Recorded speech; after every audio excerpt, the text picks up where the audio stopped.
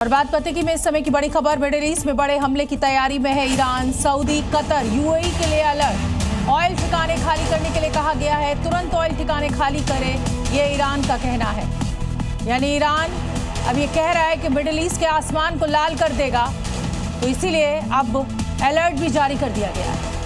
Middle east में जंग अब और खतरनाक मोड़ ले चुकी है। तेल अवीव में ईरान के हमले का वीडियो सामने आया है, जिसमें कई इलाकों में तबाही का मंजर दिख रहा है। धमाकों का सीसीटीवी फुटेज भी सामने आया है। ईरान के क्लस्टर बम अटैक की ये 3 तस्वीरें सीसीटीवी में कैद हो चुकी हैं, जो जंग की नई और खतरनाक तस्वीर को दिखा रही हैं। ईरान की तरफ से दागी गई बैलिस्टिक मिसाइल ने तेल अवीव इलाके में क्लस्टर वॉरहेड छोड़ा। पेटाह टिक्वा में सड़क के बीच अचानक से ही तेज धमाका हुआ और छोटे छोटे बमलेट्स चारों तरफ बिखरे हुए नजर आए। ईरानी क्लस्टर बम से मची तबाही की तस्वीरें रामत गान से भी सामने आ गई हैं। देखिए कैसे शांत शहर के बीचों बीच तेज धमाका हुआ और धुएं के गुबार के साथ साथ लोगों में दहशत फैल गई। उधर ईरानी क्लस्टर बम तेल अवीव में सड़क पर गिरा। सीसीटीवी फुटेज में धमाके का असर दिखाई दे रहा है, उड़ता हुआ मलबा, जिससे इलाके में अफरा तफरी की खबर सामने आई। ईरान ने हमले को अपने शीर्ष नेता की हत्या का बदला बता दिया है, लेकिन ये हमला संकेत है कि अब मिडिल ईस्ट में जारी जंग खतरनाक मुहाने पर पहुंच रही है, जिसमें हर वार कई गुना तबाही लेकर आ रहा है। युद्ध में ट्रंप के लिए एक के बाद एक बुरी खबरें आ रही हैं। ईरान में युद्ध का विरोध करते हुए ट्रंप प्रशासन के काउंटर टेररिज्म सेंटर के निदेशक ने अपने पद से इस्तीफा दे दिया है। और यही नहीं, उपराष्ट्रपति जेडी वेंस भी एक्टिव नहीं दिख रहे हैं, तो वहीं दूसरी ओर नेटो देशों ने भी हाथ खड़े कर दिए हैं। यानी ट्रंप ईरान युद्ध में अब पूरी तरह से अकेले पड़ चुके हैं। टीम ट्रंप में फूट पड़ गई है और ईरान युद्ध को लेकर अब ट्रंप के फैसलों पर अमेरिका में भी सवाल उठने लगे हैं। नेशनल काउंटर टेररिज्म सेंटर के डायरेक्टर जो कैंट ने राष्ट्रपति डोनाल्ड ट्रंप की ईरान नीति का विरोध करते हुए इस्तीफा दे दिया। ईरान के जंग में अमेरिकी राष्ट्रपति वैसे भी अलग थलग हो गए हैं। एक तरफ नाटो देश ने भी हाथ खड़े कर लिए, वहीं दूसरी तरफ ट्रंप की टीम में भी फूट पड़ने लगी है। जंग की शुरुआत से उपराष्ट्रपति जेडी वेंस भी एक्टिव नजर नहीं आ रहे हैं, लेकिन ट्रंप को इससे बिल्कुल भी फर्क नहीं पड़ रहा है। यही नहीं, जो कैंट के इस्तीफे को सही ठहरा रहे हैं। अब ट्रंप कुछ भी कहें, ईरान युद्ध को लेकर उनके फैसले के समर्थन में कोई भी खड़ा नजर नहीं आ रहा है, ना ही नाटो देश और ना ही अमेरिकी सीनेटर और उनकी टीम।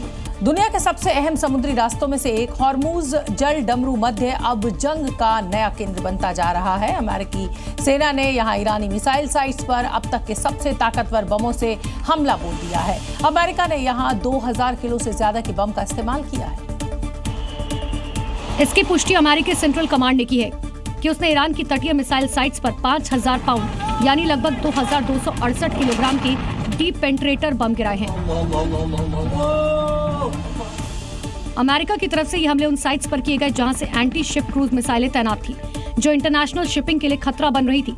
अमेरिका का कहना है कि ये कार्रवाई वैश्विक समुद्री व्यापार को सुरक्षित रखने के लिए की गई। इन भारी बंकर बस्टर बमों के इस्तेमाल से साफ है कि निशाना बेहद मजबूत और गहराई में छिपे ठिकाने थे। अब अमेरिका इसीलिए भी बौखलाया हुआ है क्योंकि ईरान मजबूती के साथ खड़ा है और पीछे हटने को तैयार नहीं है। मिडिल ईस्ट में बढ़ता ये टकराव अब सीधे वैश्विक व्यापार और सुरक्षा पर असर डाल रहा है।